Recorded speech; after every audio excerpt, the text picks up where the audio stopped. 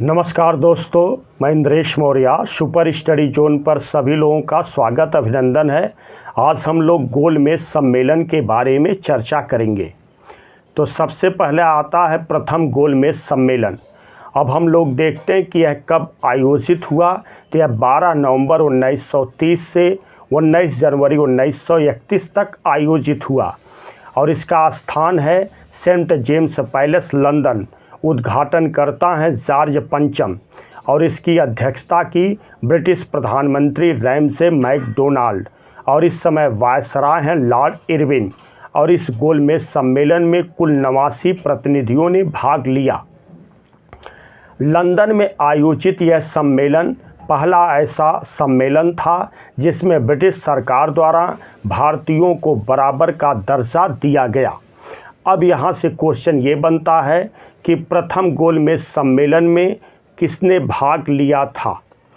तो हम देखते हैं प्रथम गोलमेज सम्मेलन में हिंदू महासभा की ओर से जयकर एवं बीएस मुंजे ने भाग लिया था।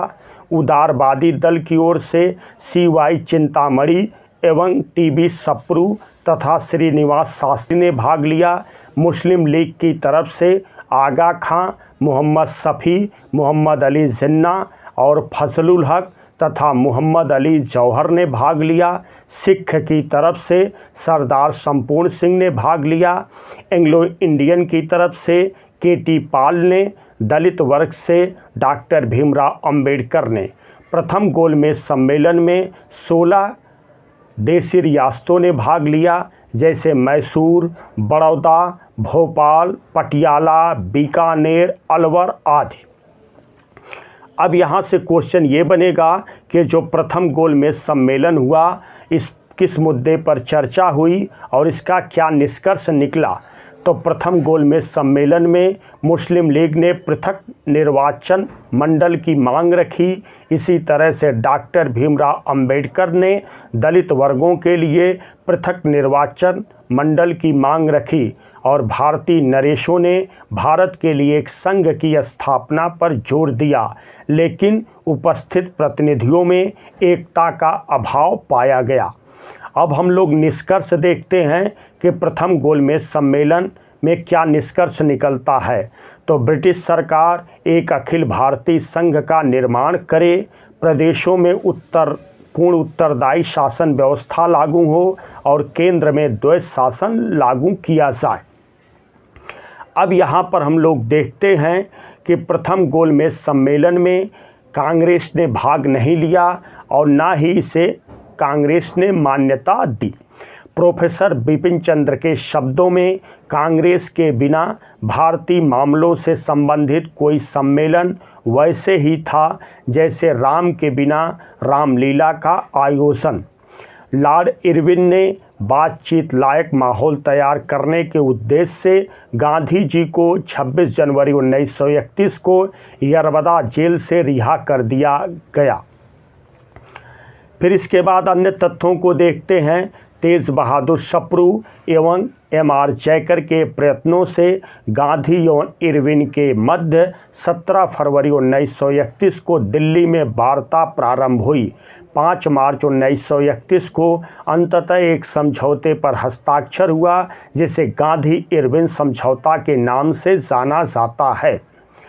अब यहाँ से क्वेश्चन बनता है कि गांधी इरविन समझौते पर कांग्रेस की तरफ से किसने हस्ताक्षर किया तथा सरकार की तरफ से किसने हस्ताक्षर किया।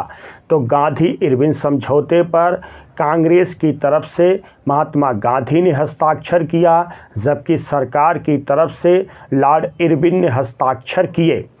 प्रथम गोलमेज सम्मेलन लॉर्ड इरविन के प्रयासों से साइमन कमीशन के प्रस्ताव पर विचार करने के लिए बुलाया गया था और यह बार बार क्वेश्चन बनता है कि प्रथम गोलमेज सम्मेलन किसके प्रयासों से बुलाया गया था।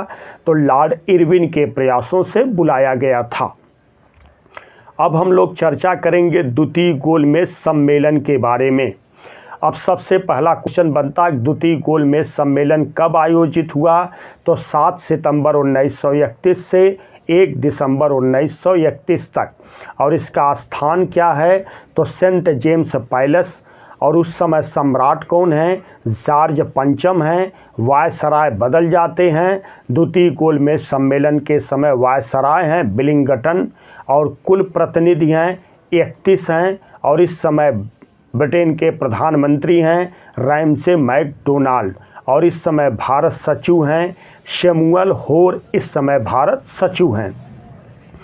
अब यहाँ से क्वेश्चन बनता है कि द्वितीय गोलमेज सम्मेलन में गांधी जी भाग लेने किस जहाज़ से गए थे और कहाँ पर ठहरे थे और किस जहाज़ से वापस आए थे?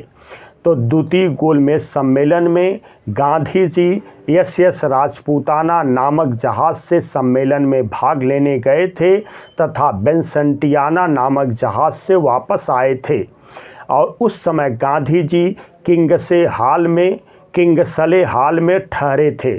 अब यहाँ पर क्वेश्चन ये बनता है कि द्वितीय गोलमेज सम्मेलन में महिला प्रतिनिधि के रूप में कौन कौन गया था और अन्य दल के रूप में कौन कौन भाग लिया था? तो महिला प्रतिनिधि के रूप में सरोजिनी नायडू, मीराबेन और एनी बेसेंट ने भाग लिया था। राष्ट्रवादी दल के रूप में मदन मोहन मालवीय ने भाग लिया।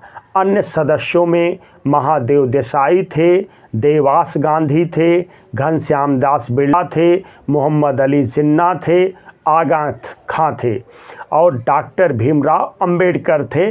भीमराव अंबेडकर तीनों गोलमेज सम्मेलन में भाग लिए हैं, इस बात को विशेष तौर से ध्यान रखना होगा। अब हम लोग देखते हैं द्वितीय गोलमेज सम्मेलन में कौन सी ऐसी समस्या रही जो असफल रहा। तो द्वितीय गोलमेज सम्मेलन सांप्रदायिक समस्या पर विवाद के कारण पूरी तरह से असफल रहा। दलित नेता डॉक्टर भीमराव अंबेडकर ने दलितों के लिए पृथक निर्वाचक मंडल की सुविधा की मांग रखी, जिसे गांधी जी ने अस्वीकार कर दिया। अतः सांप्रदायिक गतिरोध के कारण यह सम्मेलन दिसंबर में समाप्त कर दिया गया। अब एक क्वेश्चन बनता है कि गांधी जी को किसने अर्धनंगा फकीर कहा? तो गांधी जी को इसी सम्मेलन के दौरान विंस्टन चर्चिल ने अर्धनंगा फकीर कहा। अब यहाँ से हम लोग अन्य तथ्यों को देखते हैं। 28 दिसंबर 1931 को गांधी जी लंदन से खाली हाथ निराश होकर बम्बई पहुँचे। स्वदेश पहुँचने पर उन्होंने कहा कि सच है कि मैं खाली हाथ लौटा हूँ, किंतु मुझे संतोष है कि जो ध्वज मुझे सौंपा गया था मैंने उसे नीचे नहीं होने दिया और सम्मान के साथ कोई भी समझौता नहीं किया। सम्मान के खिलाफ कोई समझौता नहीं किया। भारत आकर गांधी जी ने वायसराय विलिंगटन से मिलना चाहा, लेकिन वायसराय ने मिलने से मना कर दिया। इस पर गांधी ने कहा कि हम द्वितीय सविनय अवज्ञा आंदोलन शुरू करेंगे। अब इसके बाद हम लोग चर्चा करते हैं तृतीय गोलमेज सम्मेलन के बारे में। अब हम लोग देखते हैं तृतीय गोलमेज सम्मेलन कब आयोजित होता है। तो 17 नवंबर 1932 से 24 दिसंबर 1932 के बीच आयोजित होता है और इस सम्मेलन में कुल 46 प्रतिनिधियों ने भाग लिया और इसका स्थान है लंदन और इस समय वायसराय हैं विलिंगटन। राजनीतिक परिदृश्य की गतिविधियों से संबंधित ब्रिटिश सरकार ने अपने संवैधानिक सुधारों को जारी रखा और 17 नवंबर 1932 को तृतीय गोलमेज सम्मेलन का लंदन में आयोजन किया गया।